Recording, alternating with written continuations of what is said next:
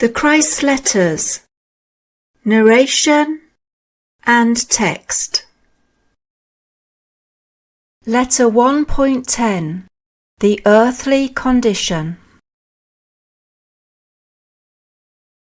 I cried out loud, "You are the source of all being, both creator and also manifested within and through the created. There is nothing in the entire universe which is apart or separate from the limitless, eternal infinity of divine life, creative power consciousness that you are. How then is it possible that mankind is so sinful? And why do people suffer disease, misery, and poverty?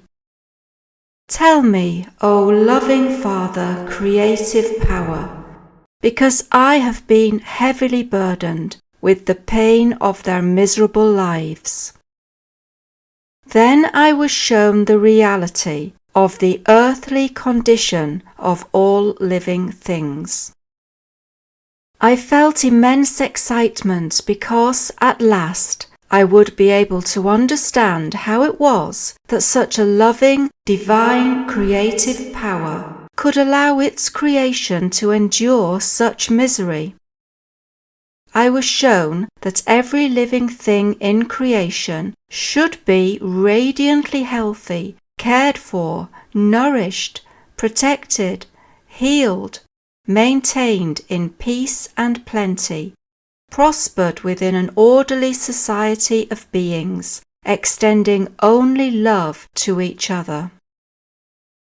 However, at the moment of creation, two basic impulses came into being, ensuring individuality, and it was these which controlled mankind's consciousness.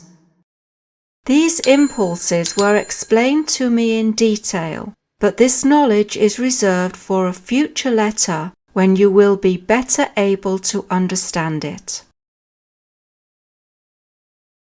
I was shown the following vivid vision. First of all, I saw a newborn babe as light, a life form of creative power.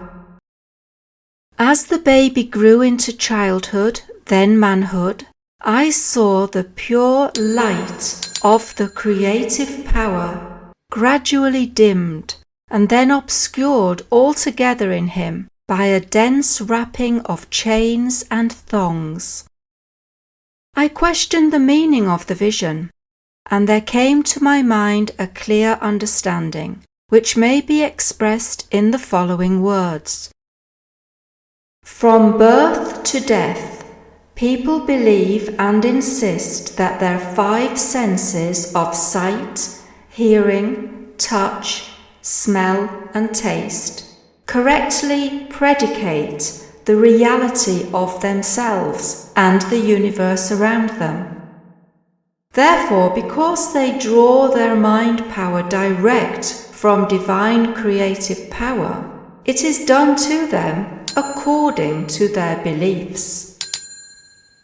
Each thong represents a person's habitual thoughts, responses to people and events, prejudices, hates, animosities, anxieties, sorrows, all of which bind him down and shut out the light from his inner vision drawn from the creative power. Thus he enters into darkness but does not know it.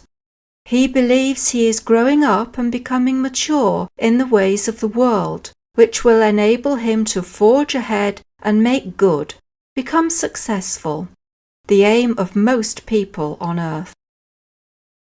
In fact, the more mature he becomes and versed in worldly ways, the more densely do his chains and thongs imprison him within the grip of the twin impulses of bonding rejection. Furthermore, each chain is forged out of selfish and deceitful desires, greed, aggression, violence, and rape. These chains hang heavy around him and burden the psyche, which is the creative consciousness power deep within him.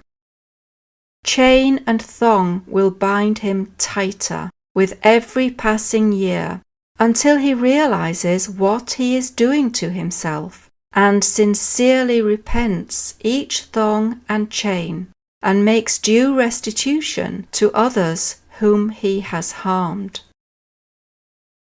With this vision, I learnt a most valuable aspect of existence.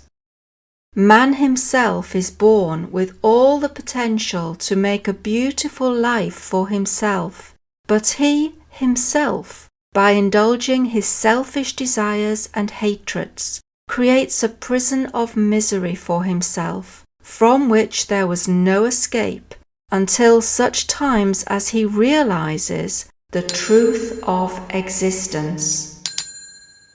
All the problems of harsh existence lay within the thought processes of man himself.